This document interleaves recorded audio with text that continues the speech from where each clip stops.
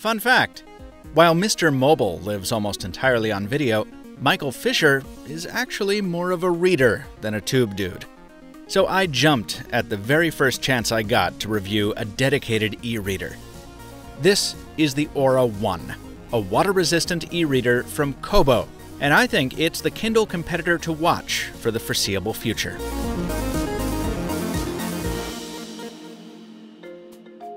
Before I talk about the Aura One itself, I want to tackle the question that some of you might be asking.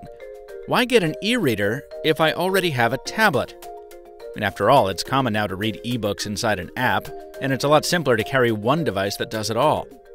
That's where I'm coming from. I've been reading my books on a tablet since I bought the first iPad over 5 years ago.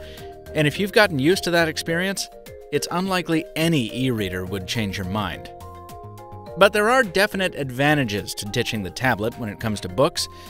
The biggest one for me is giving my eyes a rest.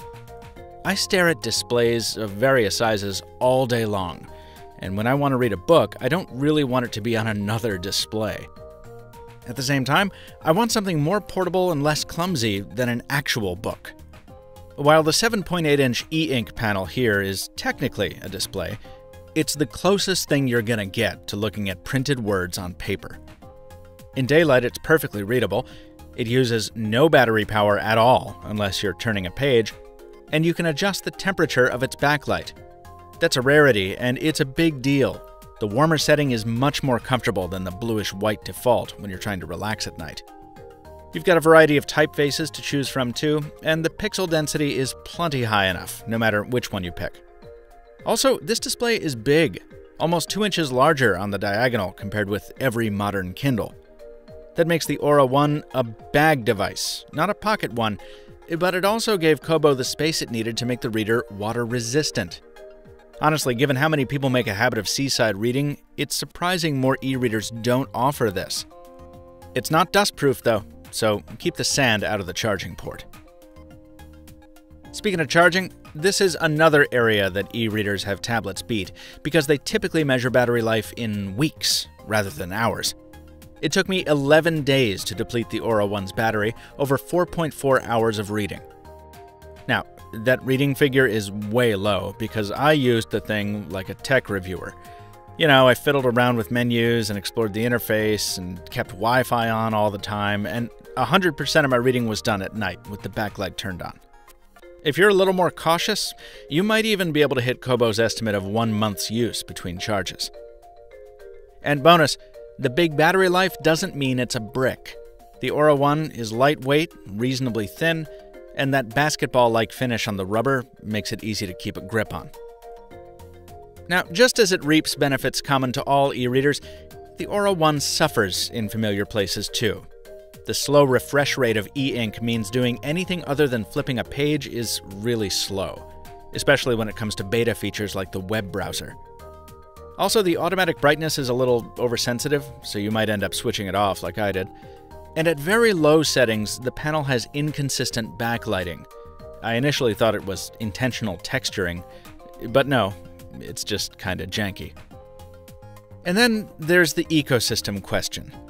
My tastes are fairly diverse, and I found every title I was looking for in the Kobo store, until I dug just a little bit deeper. Do a search for Deepwater Horizon, for example, and you'll see that not only does the Kindle store have more available books, but several are cheaper, some significantly so. That's Amazon's scale at work, I imagine, and it's important to consider if you're thinking long-term. Now, Kobo does make up for that a little. It's got better Pocket integration, it's easy to sideload EPUB or PDF files using a computer, and there's also built-in support for Overdrive. It lets you borrow digital books from your local library right on the device. It's cool, it works well, and it led to me getting my first library card in a long time.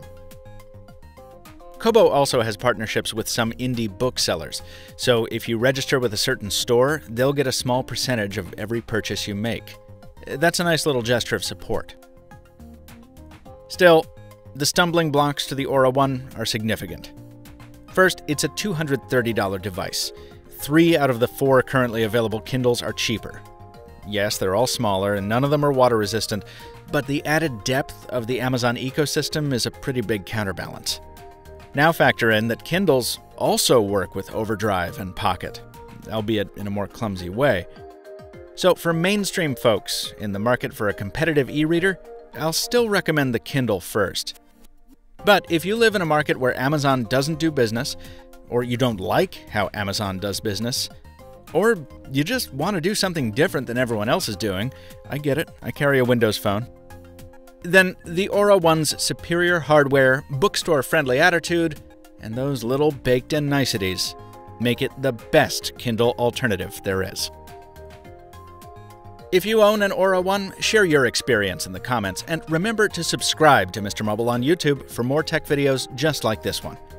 Until next time, thanks for watching, and stay mobile, my friends.